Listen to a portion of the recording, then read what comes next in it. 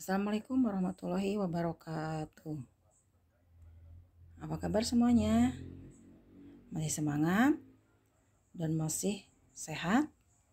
Harus ya, semangat dan sehat itu harus kalian pertahankan supaya kalian bisa mengikuti pembelajaran sampai akhir semester ini.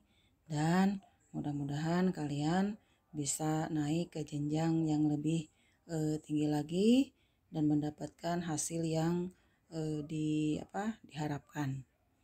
Anak-anak, kemarin kalian sudah menulis struktur dan kebahasaan puisi rakyat.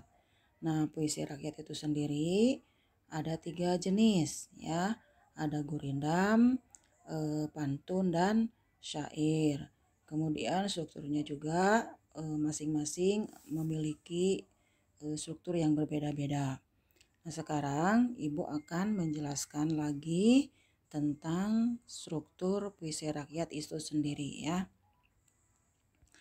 Yang pertama, struktur gurindam.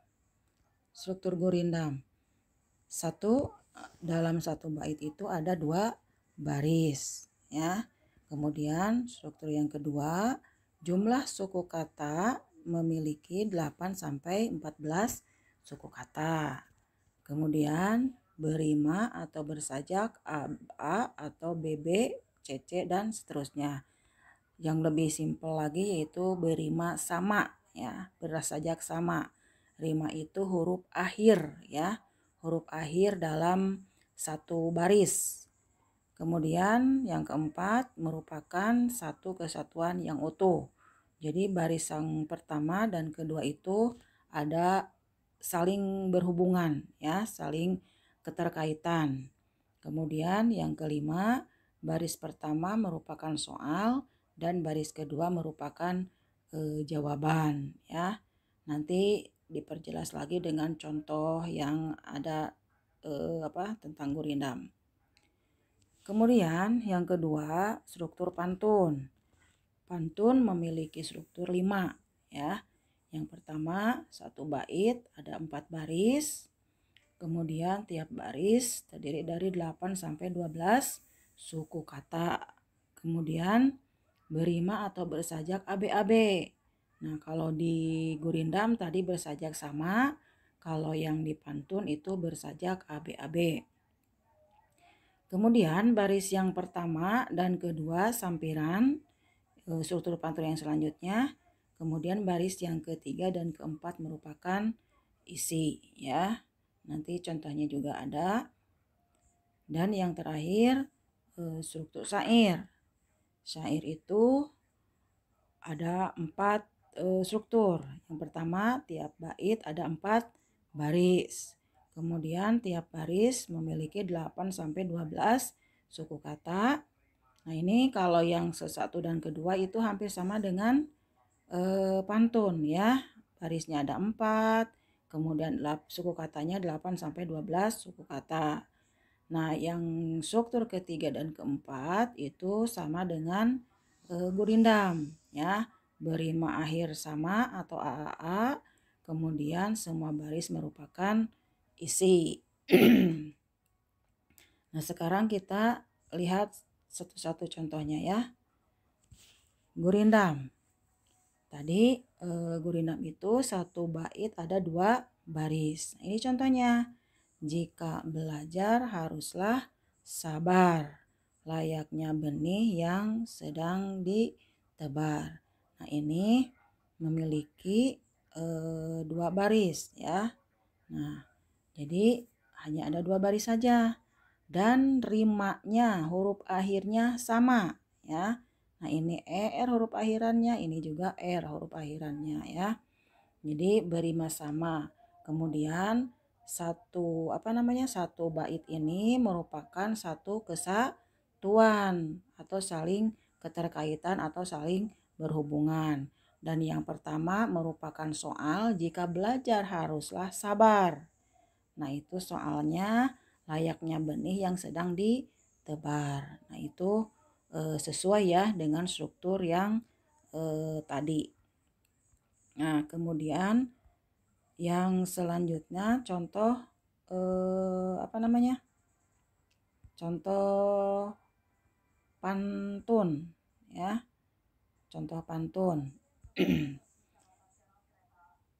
Contoh pantun yaitu sebentar ya.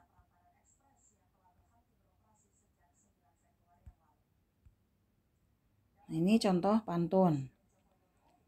Yang pertama, baris yang pertama, si kancil bisa mengejar, tiada pernah hatinya resah. Masih kecil rajin belajar, sudah besar makin gemah. Ya, kalau dalam bahasa Sunda ada apa namanya? Gemah ripah loh jinawi. Ya, itu mungkin artinya ya hampir sama dengan itu kurang lebih. Nah, kita lihat satu persatu ya. Jadi satu bait ada 4 baris ya. Satu bait ada 4 baris, 1, 2, 3, 4. Jadi strukturnya sesuai ya. Kemudian satu baris itu memiliki 8 sampai 12 suku kata. Coba sekarang hitung baris yang pertama ya. Si kancil bisa mengejar. Nah, itu pas. Ya, pas itu 8 suku kata. Kemudian yang ke bawahnya nanti bisa kalian dihitung sendiri ya.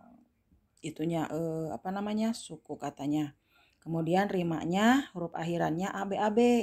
Maksud ABAB di sini tidak harus tidak harus huruf A, yang kedua huruf B, yang ketiga huruf A lagi, yang keempat huruf B lagi, tidak harus. Jadi itu rumusnya ABAB.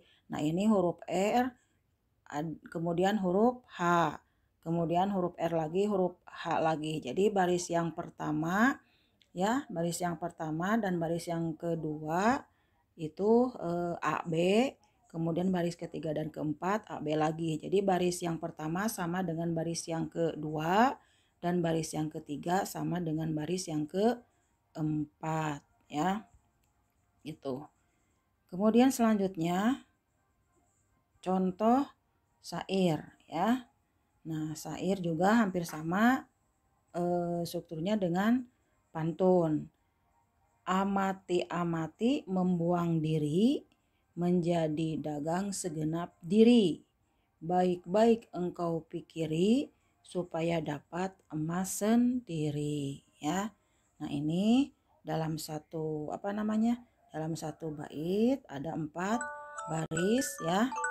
Ada 4 baris, kemudian rimanya sama, lihat ya, diri, pikiri, sendiri. Nah, itu rimanya sama ya. Suku katanya coba dihitung. Baris yang pertama aja dulu. Amati, membuang diri. Nah, ada 11 suku kata ya. Berarti kalau 11 itu berarti berada di antara 8 sampai 12 suku kata. Berarti itu termasuk ke dalam struktur syair ya. Gitu. Nah, sampai di sini ada yang mau ditanyakan ya? Kalau kalian masih belum paham, silakan cari referensi lain tentang penjelasan dan contoh-contohnya. Dan kalaupun kalian mau bertanya langsung kepada ibu, silahkan di japri saja ya melalui WA. Dan nanti setelah ini tugasnya akan ibu posting ya di Google Classroom. Untuk hari ini sekian. Assalamualaikum warahmatullahi wabarakatuh. Tugasnya ibu sudah nanti diposting juga di di Google Classroom ya. Nah, ini tugasnya yang pertama ini termasuk apa nanti namanya, kemudian ini juga apa, kemudian ini juga apa. Nanti disesuaikan dengan strukturnya ya. Jadi yang puisi pertama, puisi kedua, dan puisi ketiga nanti kalian telaah ya. Telaah dari mulai jumlah barisnya, jumlah suku kata, rimanya bagaimana, kemudian isi dari isi dari tiap-tiap puisi rakyat itu sendiri itu apa ya. Nanti hasilnya diposting di Google Classroom ya. Kalau ada pertanyaan boleh dijapri ke Ibu. Ibu akhiri. Assalamualaikum warahmatullahi wabarakatuh.